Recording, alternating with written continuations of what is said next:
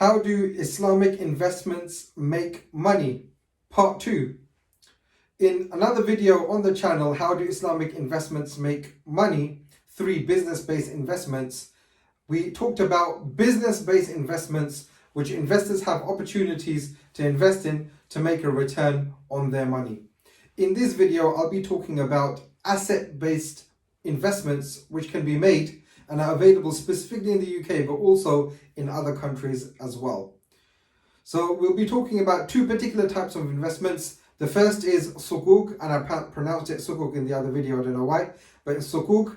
And the second one is a property investment, normally in a property fund.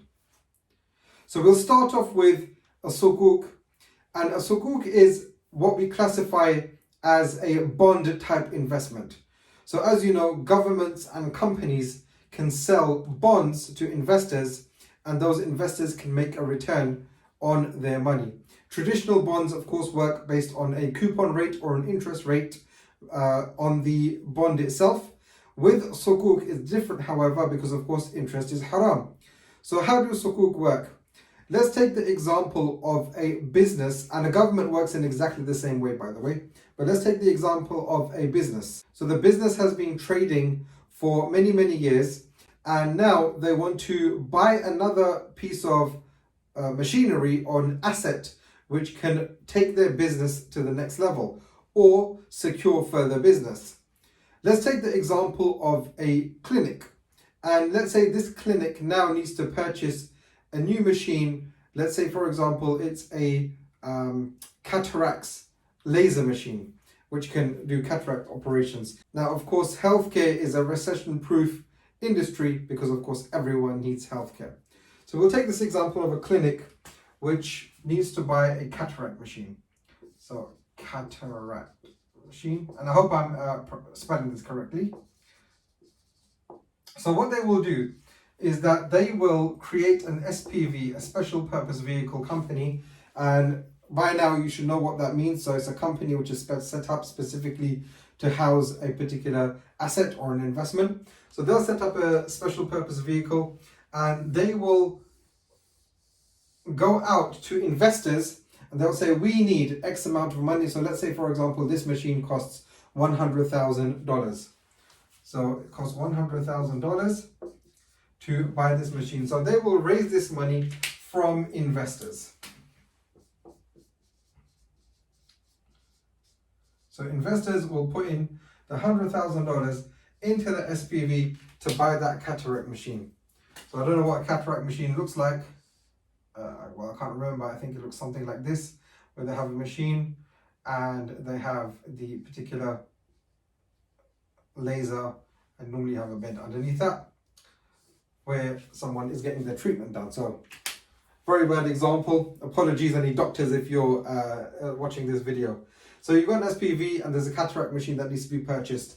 They raise the £100,000 investment from investors, and investors then purchase that cataract machine, or the company more specifically purchases the cataract machine through investment. Now, of course, with bonds, remember, they just pay an interest. Maybe it might be 2%, 3%, depending on the particular offering.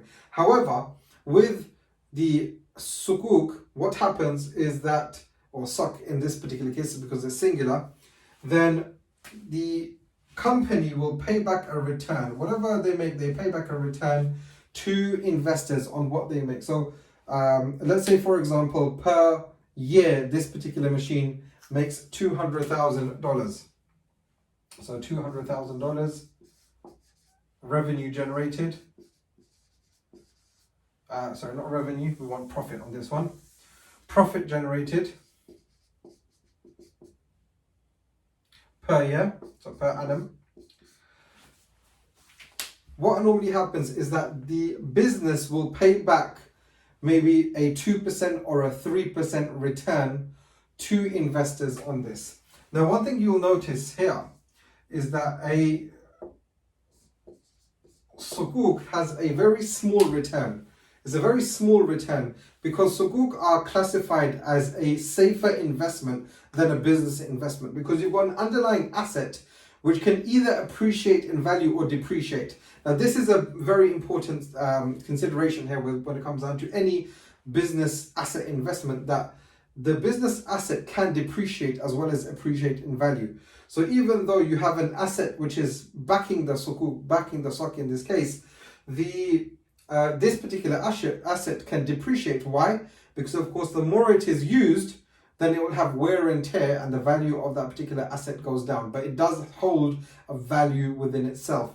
And that's why it's an asset-backed investment, because the investors have got this for whatever reason, for whatever case, that business needed to sell that machine, it can pay back investors the proceeds of that sale.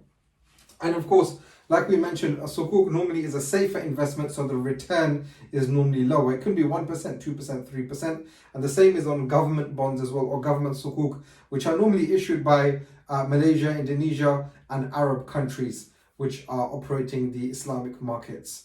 So that's a sukuk, which is very actually a simple process. Now, you have an asset within an SPV and it returns an investment. Now, what happens is a fixed term normally to this. So the fixed term could be 5 years, or it could be 10 years. The other difference is there is a fixed term. So let's look at this fixed term. What happens here? Fixed term. So the business will say, we will pay you back 100% of the capital value of the investment that you made, of $100,000 in this case. So $100,000 will be returned, and it could be 5 years, it could be 10 years, it could be 2 years. It depends, because a company can issue its own certificate, and normally you receive a sukuk certificate on this as well, just like you receive a bond certificate. So it's a return. So you make back 2%, 3% depending on the profit generated. And of course, if this particular machine does not generate a profit, then of course investors may not get back any return. And that is, remember, risk sharing is very, very a vital principle in Sharia law, that everyone must risk share. But the other difference is that in 5 years' time, let's say the 5-year term, then they can make back the capital that they will put in as well. Not make back, but they will get back the capital that they put in. So a 2% return on £100,000, of course, is just £2,000, or 3% is 3,000, or say dollars. We've got the dollars example here. So $2,000 or $3,000. So it's a very low return investment, but it is a safe investment. So that's how a sukuk works, how a SOC works when a company would issue a bond, or if a government will issue a bond. Remember, low return, but low risk as well. Now that we looked at the sukuk, let's now look at the second type of investment we're going to look at, which is a property investment. So let's get rid of all of this and talk about property return. Now, property-based investments are very, very common and can be done privately or could be done through a fund. Whichever way you look at it, it's a property-based investment backed by a property, whether that's a residential property, a mixed-use property, or a commercial property, it does not matter. So let's look at the fund. Now, again, we'll take an investment amount of $1 million. Today we're using the dollars example. So we've got $1 million, which is available from investors. So a fund will go out and they will find a property. Could be a commercial property or residential property. In this example, we'll use a residential property. Let's say it's a small building of apartments, maybe with 3 flats, for example, 3 apartments in there, and let's just say door, windows.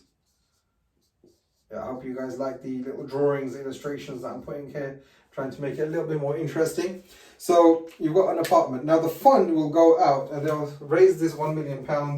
And they will do all of the legwork for you. So they'll find the property, they will deal with the solicitors, they will do the due diligence on the property, they will do all of these things, and they will raise the $1 million. Now normally they will raise a little bit more because of course they need to pay for the administration costs as well. So let's say they raise 1.1 million actually. 1.1 million.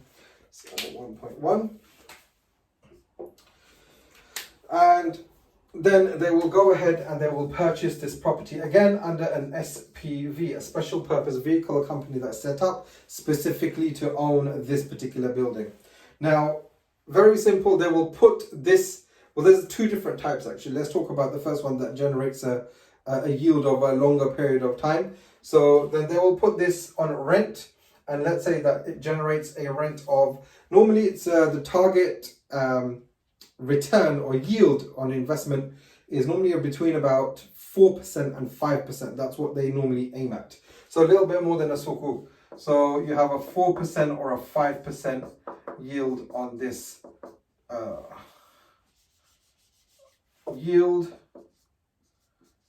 type of investment. So of course, 4%, let's say for example it's 4%, which is is a little bit more common on this type of investment. So then you will make back around about $40,000 per year. So per year you will receive $40,000. Yeah, it could be 41,000 if you want to be precise about on the 1.1. But let's say $40,000 is returned back, because the $100,000 is normally for fees and setting up everything. So $40,000 is returned per year to the investor. Now what normally happens is that this fund will have an exit date.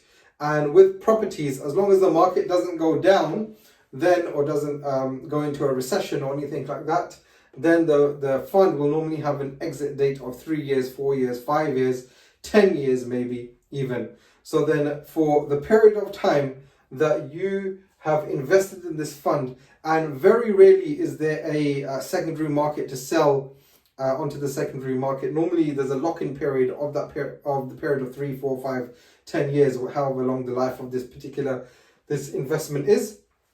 So you'll make back around about $40,000 per year, depending on how much you've invested into that fund. So these type of funds normally have a lifetime of about 3 years, 5 years, or 10 years. That's on average what they have. So let's say this particular fund has a life of 5 years and they want to exit. What they will do, they will exit that property, meaning sell that property. So to ensure that they can get a good sale on the property, normally they look at, is there a recession in the market, or are house prices going down?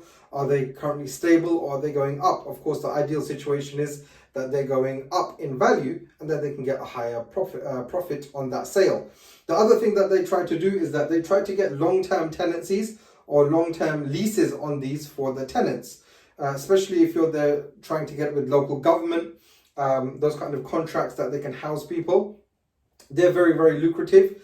If they can get a 10-year lease agreement with the government and they sell it after 5 years, that's very attractive for a buyer as well. So a buyer might pay more money for that. So let's say, for example, in 5 years time, so 5 years exit value is $1.6 million. So let's say the exit value of that is $1.6 million. The fund, of course, that will go back to the fund after all of the fees have been deducted. So let's say the fees are minimal on this one. The fund will get back 1.55 million, for example. And their fees normally around about 10%. So the 10% gets deducted for the fund, and then the remainder will go back to investors. After deducting the 10%, that's about 1.4, I know it's 1.35, but let's just say 1.4 million. 1.4 million is returned back to investors. So over a 5-year period, you've made your $40,000 per year, and then you've gained $300,000 on the exit value. So you know that over a period of time, you've made 40K per year.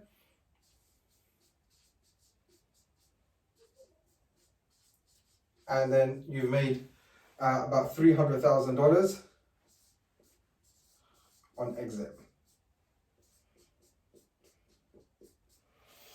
So property funds are very nice, slightly lower returns than, of course, a business-based investment, higher returns than a sukuk, because property funds, they are very, very targeted. They're looking at particular types of properties to ensure that these kinds of returns can be returned back to investors.